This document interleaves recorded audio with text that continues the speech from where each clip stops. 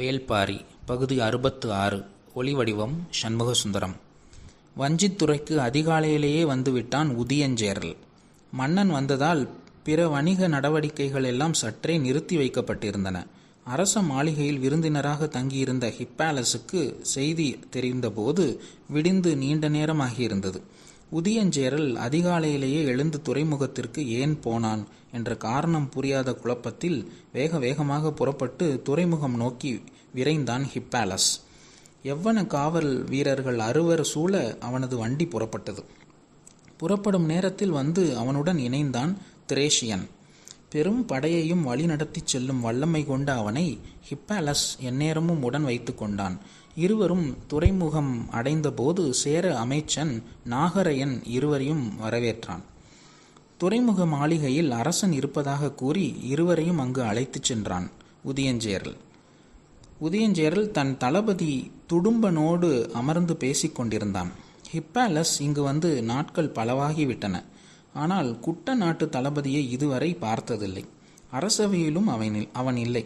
போர் நடவடிக்கையில் தீவிரமாக இருப்பதால் தளபதி அவைக்கு வந்து சேர நாளாகும் என விசாரித்தலில் தெரிய வந்தது. அவன் எங்கு போயிருக்கிறான் என்பது அரண்மனையில் உள்ளவர்களுக்கே தெரியவில்லை. இதுபோன்ற செய்திகளை பெறுவது யவனர்களுக்கு கடினமில்லை. ஆனால் அரசனை தவிர வேறு யாருக்கும் இந்த செய்தி தெரியவில்லை என்பதை ஹிப்பாலஸ் உறுதிப்படுத்தி கொண்டான். அதனால்தான் தளபதியின் நடவடிக்கையை அறிய வேண்டும் என்ற ஆவல் அதிகமாக இருந்தது. அரண்மனை நடவடிக்கைகளை அறிந்து கொள்வதில் பெரு வணிகர்கள் எப்போதுமே மிக கவனமாக இருப்பர். அவர்களால் கூட இந்த செய்தியை அறிந்து கொள்ள முடியவில்லை. ஆனால் சற்றும் எதிர்பாராமல் இன்று காலை துறைமுக மாளிகையில் அரசனோடு அமர்ந்திருந்தான் தளபதி துடும்பன். ஹிப்பாலஸும் திரேஷியனும் இன்றுதான் அவனை முறையாக பார்க்கின்றனர். முதல் தோற்றத்திலேயே அவன்தான் குட்டநாட்டு தளபதி என்பதை அவர்களால் ஊகிக்க முடிந்தது. திரேஷியன் போல மிக உயரமான உருண்டு திரண்ட உடலமைப்போடு இருந்தான் துடும்பன். எவ்வன விருந்தினரை எழுந்து வணங்கினான். ஹிப்பாலஸ் மன்னனுக்கு முகமன் கூறி இருக்கையில் அமர்ந்தான். அதிகாலையிலேயே வந்துவிட்டீர்களா மன்னா என்று பேச்சை தொடங்கினான் ஹிப்பாலஸ். ஆம், கப்பல்கள் வந்துவிட்ட செய்தி கிடைத்ததும் புறப்பட்டு வந்தேன் என்றார். என்ன கப்பல், எங்கிருந்து வந்துள்ளது என்று எந்த விளக்கமும் இல்லாமல் இருந்தது உதியஞ்சேரலின் கூற்று. சற்று அமைதிக்கு பிறகு ஹிப்பாலஸ் அழைத்து கொண்டு மாளிகையின் பின்புற படிக்கட்டின் வழியாக மேல் மாடத்திற்கு நடந்தான் உதியஞ்சேரல். துடும்பனும் திரேஷியனும் கீழேயே இருந்தனர். துறைமுகத்தில் வரிசை கொண்டு நிற்கும் கப்பல்களை மேல் மாடத்திலிருந்து பார்த்தனர் இருவரும்.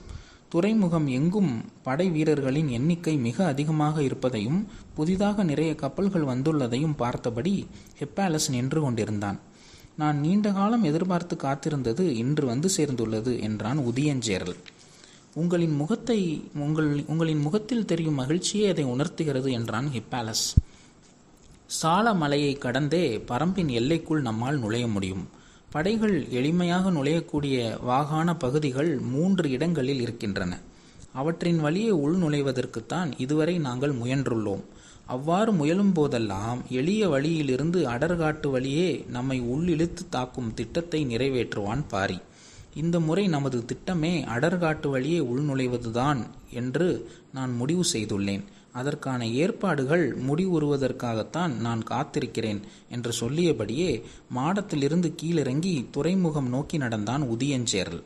அவனை பின்தொடர்ந்தான் ஹிப்பாலஸ். வந்து நிற்கும் புதிய கப்பல்களிலிருந்து பொருட்களை இறக்குவதற்கான ஆயத்த வேலைகள் தீவிரமாகிக் கொண்டிருந்தன. எண்ணற்ற படை வீரர்கள் வரிசையாக வந்து நின்ற வண்ணம் இருந்தனர். இவர்கள் என்ன பொருளை இறக்கப் போகிறார்கள் என தெரியாத குழப்பத்தில் இங்கும் அங்கும் பார்த்தபடி நடந்து கொண்டிருந்தான் ஹிப்பாலஸ். இதை தாண்டி அருகில் செல்ல வேண்டாம் என்று மன்னருக்கு சொல்வதற்காக குறிப்பிட்ட இடத்தில் நின்று கொண்டிருந்தான் துடும்பன். அந்த இடம் வந்ததும் உதியஞ்சேரல் நின்றான். உடன் வந்த ஹிப்பாலஸும் மன்னனோடு நின்று கொண்டான். காலை நேர கடற்காற்று சற்று அதிகமாக வீசியது. அலைகள் விடாது வந்து கரை மோதி ஓசை எழுப்பியபடி இருந்தன. படை வீரர்கள் மிகவும் பரபரப்பாக இயங்கிக் கொண்டிருந்தனர். அப்படி என்னதான் கொண்டு வந்திருக்கிறார்கள் என்று ஹிப்பாலஸ் ஆவலோடு கலன்களை பார்த்து கொண்டிருந்தான். திடீரென ஊளையிடும் ஓசை ஒன்று கேட்டது. எங்கிருந்து இந்த ஓசை வருகிறது என அவன் சிந்திப்பதற்குள் 1, 2, 3 என்று எத்தனை ஓசைகள் ஒன்றுடன் ஒன்று இணைந்து பேரோசைகளாக மாறி கரையில் நிற்பவர்களை நடுநடுங்கச் செய்தன. உதியஞ்சேரல் ஒரு கணம் மிரண்டு நின்றான். ஹிப்பாலஸுக்கு ஏற்பட்ட அதிர்ச்சி அளவிட முடியாததாக இருந்தது. அந்த கப்பலுக்குள் என்னதான் இருக்கிறது? அலையை மிஞ்சும் பேரோசை நம்மை நிலையுள்ள வைக்கிறதே என்றான். ஏற்பட்ட அதிர்ச்சியை கடந்து மகிழ்ச்சியை வெளிக்காட்டத் தொடங்கினான் உதியஞ்சேரல். இதை கொண்டு வரத்தான் இவ்வளவு காலமானது. கடைசியாக கொண்டு வந்து சேர்த்து விட்டான் என் தளபதி துடும்பன் என்று பாராட்டினான். தோள் தட்டி பாராட்டு பெறும் துடியனின் பக்கம் திரும்ப ஹிப்பாலஸ் முயன்றான். ஆனால் அவனுடைய கண்களோ கப்பலை விட்டு அசையவே இல்லை. அங்கு தீவிரமான வேலை ஏதோ நடந்து கொண்டிருக்கிறது. கப்பலின் அடித்தளத்திலிருந்து பெரு மரச்சட்டங்களின் வழியிலான நார்சதுர கூடுகளை இரும்பு கம்பிகளால் கட்டி மேலேற்றி கொண்டிருந்தனர். ஊளையின் ஓசை பெருகியபடியே இருந்தது. அதைவிட பெரும் குரலில் பேசினான் உதியஞ்சேரல். இந்த கப்பல் எங்கிருந்து வந்துள்ளது தெரியுமா என்றான். தெரியாது என்று ஹிப்பாலஸ் தலையை மறுத்து ஆட்டினான். நக்கவார தீவிலிருந்து வந்துள்ளது என்றான். அதிர்ந்தான் ஹிப்பாலஸ். அந்த தீவுக்குள் மனித கறி தின்னும் மனிதர்கள் மட்டுமே இருப்பதாகத்தானே கேள்விப்பட்டுள்ளேன். அங்கு எப்படி என்றான். அந்த தீவு மிக நீளமானது. அதன் கீழ்ப்புறம் மனித கறி தின்னும் மனிதர்கள் உள்ளனர். மேற்புறம் இன்னொரு மனித கூட்டம் உள்ளது. அவர்களுடன் தான் நாம் உறவை உருவாக்கியுள்ளோம் என்றான் உதியஞ்சேரல். மரச்சட்டத்தாலான பெரும் கூண்டு ஒன்றை கப்பலின் மேல் தளத்திலிருந்து கரைக்கு கொண்டு வர முயற்சி நடந்தது. அடித்தொண்டையை கிழித்து கொண்டு அவை வெளிப்படுத்திய பேரோசை வீரர்களை அஞ்சி நடுங்க வைத்தது. ஆனால் அந்த மரச்சட்டகங்களை கொண்டு வந்த அந்த தீவுவாசிகள் அந்த ஓசையை பொருட்படுத்தவே இல்லை. கழுத்தை மேலும் உயர்த்தியபடி பார்த்து கொண்டிருந்த ஹிப்பாலஸின் கண்களுக்கு எதுவும் புலப்படவில்லை. நிலப்பரப்பு எங்கும் இல்லாத புதுவகையான விலங்கு இது என்றான் உதியஞ்சேரல். ஹிப்பாலஸின் ஆர்வம் எல்லை கடந்ததாக இருந்தது. முழு விசையோடு மரச்சட்டகங்களை சறுக்கு பலகையின் வழியே கப்பலின் மேலே இருந்து கரைக்கு இறக்கினர். மீண்டும் ஊளையிடும் ஓசை காற்றை கிழித்து கொண்டிருந்தது. உதியஞ்சேரல் சொன்னான், இவைதான் தோகை நாய்கள் என்று. ஹிப்பாலஸ் கேள்விப்பட்டதே இல்லை. ஊளையிடும் ஓசையின் மிரட்டல் ஒரு பக்கம், அவற்றை மரச்சட்டகங்களின் வழியாக கட்டி இழுக்க வீரர்கள் படும் பாட்டை பார்த்தபடி உதியஞ்சேரலின் கூற்றை கேட்க தொடர்ந்து முயன்றான் ஹிப்பாலஸ். தலையை இந்த பக்கம் திருப்புவதா அந்த பக்கம் திருப்புவதா என்ற குழப்பம் கணம்தோறும் ஏற்பட்டபடி இருந்தது. அருகில் இருந்த துடும்பன் தான் சொன்னான், தீவுகளில் மிக கொடுமையான மனிதர்களும் விலங்குகளும் இருப்பது நக்கவார தீவில்தான். அந்த தீவில் உள்ளதிலேயே மிக கொடுமையான விலங்கினம் இதுதான். கீரியை போன்ற நீள் வடிவ உடலும் வாளும் கொண்ட அமைப்பு. வால் நிறைய தோகையும் கொண்டது. நாயின் அளவு உயரம் உடையது. உடல் நீளத்தில் 1/3 அதனுடைய நீள்வாய். குதிரையின் கழுத்து பகுதியை ஒரே கடியில் எடுத்துவிடக்கூடியது. அதன் சிறப்பே தரையில் எவ்வளவு வேகமாக ஓடுமோ அதே அளவு வேகத்தோடு புதரின் மீதும் மரக்கொப்பின் மீதும் ஓடுவதுதான். மரத்தின் மீதிருந்து பாய்ந்து கீழிறங்கும் போது அதன் வால் பகுதி சிலிர்த்து தோகை முழுவதும் விரிந்துவிடும். பெரும் ஊளையோடு மரத்தின் மீதிருந்து விரிந்த தோகையோடு பாய்ந்து இறங்கும். இதை பார்த்தால் எப்படையும் சிதறி தெரிக்கும். குறிப்பாக அடர் காட்டில் எதிரியின் படையில் இருக்கும் விலங்குகளை அழிக்க இதற்கு இணையான இன்னொரு விலங்கு இல்லை. பாரியின் பெரும் பலமாக எல்லோரும் சொல்வது அவனது குதிரைப்படையைத்தான். தோகை நாயின் தாக்குதலால் அவனது குதிரைப்படை உருத்தெரியாமல் அழியும் என்றான். ஊளையிடும் ஓசை காதடைக்கச் செய்தது. காலை வெயில் சுல் என அடித்து கொண்டிருந்தது. ஹிப்பாலஸின் நீண்ட நேரம் நிற்க முடியவில்லை. துடும்பன் விடாமல் பேசினான். பல நாட்களாக கடற்பயணம் செய்ததால் தோகை நாயின் ஓசை துடும்பனுக்கு பழகி போயிருந்தது. ஆனால் மற்றவர்களுக்கு அப்படியல்ல. ஒவ்வொரு மரச்சட்டகத்திலும் 3 தோகை நாய்கள் இருப்பது போல வடிவமைத்து இருந்தனர். ஹிப்பாலஸ் சட்டகங்களுக்குள் அதன் உருவத்தை உற்று பார்க்க முயன்றான். ஆனால் நிற்காமல் அது உள்ளுக்குள் சுழன்றபடி பெரும் கத்தல்களை வெளிப்படுத்தி கொண்டிருந்தது. இதற்கு மேல் இந்த இடத்தில் நிற்க வேண்டாம் என முடிவு செய்து மாளிகைக்கு போவோமா என கேட்டான். சரி என சொல்லி அழைத்து வந்தான் உதியஞ்சேரல். மாளிகைக்கு வந்ததும் இருவருக்கும் பழச்சாறு கொடுக்கப்பட்டது. அருந்திய போதுதான் சற்று தெளிச்சி வந்தது. ஆனால் ஊளையின் ஓசை நிற்காமல் கேட்டுக்கொண்டே இருந்தது. இந்த நாய்களை போரில் பயன்படுத்த தீவிலிருந்து கொண்டு வரப்பட்ட மனிதர்களும் மரச்சட்டகங்களுக்கு பக்கத்தில் வந்து கொண்டிருந்தனர். அவர்களின் உடல் அமைப்பும் உடலின் மேல் தொங்கிக் கொண்டிருக்கும் பொருள்களும் காண்போரை நடுநடுங்கச் செய்வதாக இருந்தன. ஹிப்பாலஸின் எண்ணங்கள் அலைமோதி கொண்டிருந்தன. ஆனால் உதியஞ்சேரலின் எண்ணங்கள் அமைதியாக இருந்தன. கடந்த 10 ஆண்டுகளுக்கும் மேலாக நாங்கள் தொடர்ந்து முயன்று வருகிறோம். குடநாட்டினரும் அவ்வப்போது முயல்கின்றனர். அப்படியிருந்தும் பரம்பு நாட்டை வீழ்த்த முடியவே இல்லை. அதற்கான அடிப்படை காரணம் என்ன தெரியுமா என்றான். மற்ற எல்லோரையும் விட பரம்பை விட நன்கு புரிந்து வைத்துள்ளவன் உதயஞ்சேரல் தான் என்பது ஹிப்பாலஸுக்கு தெரியும். எனவே அவனது கேள்விக்கு சிந்தித்து விடை சொன்னான். அரண் அமைத்து நிற்கும் பரம்பு நாட்டின் மலைகள்தான் காரணம் என்றான். இல்லை என்றான் உதயஞ்சேரல். தொடர்ந்து அவன் சொல்லப்போகும் சொல்லை உற்று கவனித்தான் ஹிப்பாலஸ். தோகை நாயின் நீல் ஊளை சத்தம் காதுகளுக்குள் இடைவிடாது அரைந்து கொண்டிருந்தது. ஓசைகளில் எத்தனையோ வகையுண்டு. அவற்றில் வெளிப்புறம் பெருக்கெடுக்கும் ஓசை ஒரு வகை. ஆனால் சில ஓசைகள் உள்ளுக்குள் கூர்மை கொண்டு இறங்கக்கூடியவை. ஆள் மனதில் இருக்கும் அச்சங்களை எதிரில் கிளறிவிடக்கூடியவை. தோகை நாயின் ஓசை வெளிப்புறமும் பெருக்கெடுக்கிறது, அதே நேரத்தில் ஆழ்மன அச்சத்தையும் விடாமல் கிளறிக்கொண்டே இருக்கிறது. எனவே மனதை நிலை கொள்ள செய்ய முடியவில்லை. அந்த ஓசை நின்ற கணத்தில் உதயஞ்சேரல் சொன்னான், பரம்பின் மலைகள் அல்ல, பாதைகள்தான் காரணம் என்றான். ஹிப்பாலஸுக்கு புரியவில்லை. என்ன சொல்கிறாய் என்றான். பரம்பு நாடு முழுவதும் மனிதர்கள் உருவாக்கிய பாதைகளே கிடையாது என்பது மட்டுமல்ல, மனிதர்கள் பாதைகளை உருவாக்கக்கூடாது என்பதிலும் பாரி திடமான முடிவோடு இருக்கிறான் என்றான். பாதையை உருவாக்காதது பெரும் வலிமை என்று சொல்ல முடியுமா என்று கேட்டான் ஹிப்பாலஸ். அவன் இருப்பிடம் நோக்கி எப்படி போவது என மறு கேள்வி கேட்டான் உதயஞ்சேரல். ஹிப்பாலஸ் சற்றே அமைதியானான். இப்பெரும் மலைத்தொடர் இயற்கையின் பேரரண். இதில் எவ்வியூர் எங்கே இருக்கிறது? போய் திரும்பும் ஒற்றர்களுக்கும் பாணர்களுக்கும் எவ்வியூர் எப்படி இருக்கிறது என்றுதான் சொல்ல தெரிகிறதே தவிர எங்கே இருக்கிறது என சொல்ல எவருக்கும் தெரியவில்லை. ஒவ்வொருவனும் ஒவ்வொரு திசையையும் குறிப்பையும் சொல்கிறான். ஒன்று போல சொன்ன 2 ஒற்றர்களை இதுவரை நான் பார்த்ததே இல்லை என்றான் உதயஞ்சேரல். ஹிப்பாலஸ் மலைத்து போய் கேட்டுக்கொண்டிருந்தான். நாம் மலைக்குள் படை நடத்தி போவதெல்லாம் தோராயமான கணிப்பில்தான் என்று உதயஞ்சேரல் சொல்லி கொண்டிருக்கும் போதே ஹிப்பாலஸ் கேட்டான். அப்படியென்றால் பரம்பு மலைத்தொடர் முழுவதும் பாதைகளே இல்லையா என்று. உண்டு, விலங்குகள் உருவாக்கிய பாதைகள் உண்டு என்றான் உதயஞ்சேரல். அதை பயன்படுத்தி முன்னேற முடியாதா என்றான் ஹிப்பாலஸ். வலது கையை நீட்டியவுடன் இன்னொரு குவளை பழச்சாறு கொடுக்கப்பட்டது. அதை வாங்கி அருந்தியபடியே உதயஞ்சேரல் சொன்னான். காடுகளில் பாதைகளை விலங்குகளே உருவாக்குகின்றன. அதிலும் குறிப்பாக யானைகள் தான் பெரும்பாலான பாதைகளை உருவாக்கக்கூடியவை. வேறு சில விலங்குகளும் பாதைகளை உருவாக்குகின்றன என்றான். ஹிப்பாலஸ் 2ஆம் குவளை பழச்சாற்றில் பாதி குடித்தபடி அவசரமாக கேட்டான். யானை பாதையை மனிதர்களால் பயன்படுத்த முடியும் அல்லவா என்று. முடியும். காட்டு வழிகளில் அமைந்துள்ள பாதைகள் எல்லாம் விலங்குகள் உருவாக்கிய பாதைகள்தான். அதன் பிறகு மனிதர்கள் தமது தேவைக்காக அதை விரிவுபடுத்தி அமைத்து கொள்கின்றனர். ஆனால் பரம்பில் அந்த வேலை எதுவும் நடக்கவில்லை. ஆனாலும் விலங்கு பாதைகளை துல்லியமாக கணித்து நடக்கக்கூடிய மலை மக்கள் நிறைய பேர் நம்மிடம் உண்டு என்றான் உதயஞ்சேரல். அவர்களை முன்களத்தில் பயன்படுத்தி சிக்கலை தீர்க்க முடியாதா என்றான் ஹிப்பாலஸ். முடியாது என்றான். ஏன் என்று வேகமாக கேட்டான் ஹிப்பாலஸ்.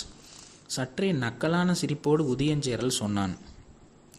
விலங்குகளின் பாதைகள் எல்லாம் எவ்வியூருக்கா போய் சேர்கின்றன? பாரி காட்டு மனிதர்களின் கூட்டத்திற்கு தான் தலைவன், காட்டு விலங்குகளுக்கு அல்லவே என்றான். அதிர்ந்து பார்த்தான் ஹிப்பாலஸ். குடித்து முடித்த குவளையை கீழே வைத்தபடி உதயஞ்சேரல் சொன்னான். விலங்குகளின் எல்லா பாதைகளும் இறுதியாக போய் முடிவது ஏதாவது ஒரு நீர் நிலையில்தான். ஹிப்பாலஸ் கண்கள் அசைக்காமல் பார்த்து கொண்டிருந்தான். சமவெளி மக்களின் வாழ்வுக்கு அடிப்படையாக இருப்பது மேய்ச்சல். மலை மக்களுக்கு மேய்ச்சல் தெரியாது. நாயை தவிர எதையும் வளர்த்து பழகாதவர்கள். மடுவிலிருந்து பால் பீச்சி குடிக்க தெரியாத அறிவிலிகள் என்றான் சற்றே கோபத்தோடு. பாதைகளை பற்றி பேசிக் கொண்டிருக்கையில் இதை ஏன் சொல்கிறான் என ஹிப்பாலஸ் சிந்தித்து கொண்டிருக்கையில் உதயஞ்சேரல் சொன்னான். மேய்ச்சல் தெரிந்த மனிதர்களாக இருந்தால் மலையில் எவ்வளவு தொலைவு ஆவினங்களை மேய்த்தாலும் இரவில் வந்து ஊரடைவார்கள். இயல்பாகவே அந்த ஊரை நோக்கி பல பாதைகள் உருவாகி விடுகின்றன. ஆனால் அங்கு அதற்கும் வழி இல்லை என்றான் உதயஞ்சேரல். எந்த பாதையும் பாரி உருவாக்கி கொள்ளவில்லையா என்று கேட்டான் ஹிப்பாலஸ். பெரும்பாலும் விலங்குகளின் பாதைகளையே பயன்படுத்துகிறான். தேவையான இடங்களில் மட்டும் விலகிச் செல்ல சிறு பாதைகளை உருவாக்கியுள்ளான். ஆனால் அவை மற்றவர்கள் கண்டறிய முடியாதபடி இருக்கின்றன. விலங்குகளின் பாதைகளிலிருந்து அவர்கள் எந்த இடம் பிரிந்து செல்ல வேண்டும் என்பதற்கான குறிப்பு அல்லது அடையாளம் எதுவென இன்று வரை தெரியவில்லை. அடையாளம் தெரியாமல் பாதையை விட்டு சற்று விலகினாலும் போதும், அடர் காட்டுக்குள் மீள முடியாமல் சிக்கிக்கொள்வோம் என்றான் உதயஞ்சேரல். அவனிடம் வலிமையான குதிரைப்படை இருக்கிறது என்கிறாயே, குதிரைப்படையை வைத்துள்ள ஒருவன் எப்படி பாதைகளின் அடையாளங்களை பிறருக்கு தெரியாமல் காப்பாற்ற முடியும் என்று கேட்டான் ஹிப்பாலஸ். இன்று வரை அவனால் முடிகிறது. நான் அறிந்தவரை பரம்பில் குறிப்பிட்ட சிலருக்கு மட்டுமே அந்த பாதை பற்றிய குறிப்பு தெரியும் என்று கருதுகிறேன் என்றான் உதயஞ்சேரல். இது படை நடத்துவதற்கான அடிப்படையான சிக்கல். இதற்கு வழிவகை தெரியாமல் போர் தொடுக்க முடியாதே என்று கேட்டான் ஹிப்பாலஸ். ஆம் என்று மகிழ்வோடு சொன்ன உதயஞ்சேரல், இதற்கு வழிவகை தெரிந்ததால் தான் இப்போது போர் தொடுப்பதற்கான முயற்சியை தீவிரப்படுத்துகிறேன் என்றான். சற்றும் எதிர்பாராத பதிலாக இருந்தது. ஆர்வத்தோடு ஹிப்பாலஸ் கேட்டான், இந்த சிக்கலுக்கு என்ன வழிவகை கண்டாய் என்று. பெரும் ஊளையோசை மீண்டும் கேட்டது. அடுத்த கப்பலில் இருந்து மரச்சட்டகங்களை இறக்கத் தொடங்கிவிட்டனர் என்பது தெரிந்தது. ஆனால் முன்பை விட இந்த ஓசை இன்னும் கூர்மையாக காதின் உள் மடிப்புகளில் போய் குத்துவதாக இருந்தது.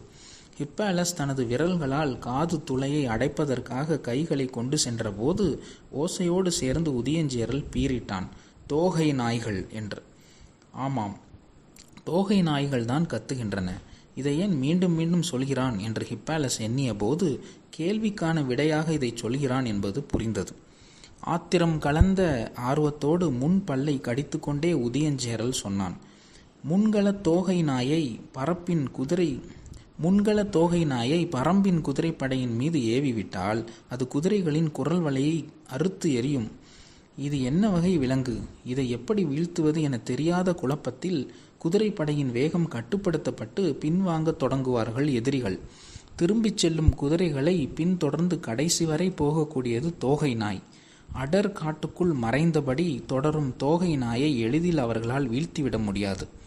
குதிரைப்படைகள் போய் சேரும் கடைசி எல்லை வரை ஒரு தோகை நாய் போய் சேர்ந்தால் போதும்.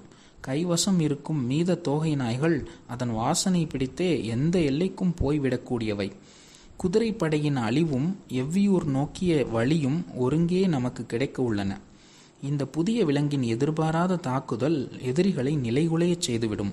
அவர்களின் தாக்குதலால் தோகை நாய்கள் சில மரணிக்கலாம்.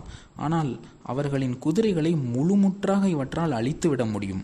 இவற்றின் வேட்டை எதையும் மிச்சம் வைக்காது என்றான் உதயஞ்சேரல். ஹிப்பாலஸ் வியந்தபடி கேட்டுக்கொண்டிருந்தான். தோகை நாயின் ஓசையை விட ஆழத்தில் இறங்கிக் கொண்டிருந்தது உதயஞ்சேரலின் குரல். அவனது நுட்பமான திட்டமிடல் ஹிப்பாலஸை திகைப்பிலிருந்து மீள முடியாமல் செய்து கொண்டிருந்தது. மாலை அரண்மனைக்கு வாருங்கள், எனது முழு திட்டத்தையும் விளக்குகிறேன் என்று சொல்லி விடைபெற்றான் உதயஞ்சேரல். துறைமுகத்திலிருந்து வஞ்சி மாநகரின் விருந்தினர் மாளிகைக்குள் நுழைந்தான் ஹிப்பாலஸ். பகல் உணவு ஆயத்தமாக இருந்தது. ஆனால் அவனது எண்ணங்கள் உதயஞ்சேரலின் தீர்மானமான குரலிலிருந்து விடுபட முடியாதபடி இருந்தன. நீண்ட நேரம் கழித்துதான் உணவருந்த வந்தான். அவனது வருகைக்காக திரேஷியன், எபிரஸ், கால்ஃபா, பிலிப் ஆகிய 4 காத்திருந்தனர். உணவு மேசையிலும் அவனது வியப்பின் குரல் தொடர்ந்தது. உணவருந்து விட்டு மீண்டும் பேசினான். பாண்டியனின் செல்வச் செழிப்பையும் படையின் வலிமையையும் ஒப்பிட்டால் சேரனின் வலிமை சிறியதுதான். ஆனால் பரம்பை கைப்பற்றும் திட்டத்தில் சேரன் பெற்றிருக்கும் பட்டறிவும் அவனது அறிவு நுட்பமும் பெரும் வியப்பில் ஆழ்த்துகின்றன. பாண்டிய பெரும்படை கீழ்த்திசையிலிருந்து முன்னேறும் போது சேர அரசர்கள் இருவரும் ஒருங்கிணைத்து தாக்குதல் திட்டத்தை முன்னெடுத்தால் பரம்பின் அரசனால் சில நாட்களுக்கு கூட தாக்குப்பிடிக்க முடியாது என்றே கருதுகிறேன் என்றான் ஹிப்பாலஸ். எபிரஸ் பேசத் தொடங்கினான். வழக்கமாக இது போன்ற பேச்சுக்களில் மாலுமி கருத்து சொல்வது கிடையாது. ஆனால் இங்கு இருக்கும் யாரையும் விட தமிழ் துறைமுகங்களுடனும் மன்னர்களுடனும் மிக நீண்டகால பழக்கம் கொண்டவன் அவன்தான். எனவே அவனது கருத்துக்கு ஹிப்பாலஸ் மிகுந்த மதிப்பு கொடுப்பான். எபிரஸும் எளிதில் பேசக்கூடியவன் அல்லன். ஆழ்கடலின் அமைதி எப்போதும் அவனுக்குள் குடிகொண்டிருக்கும்.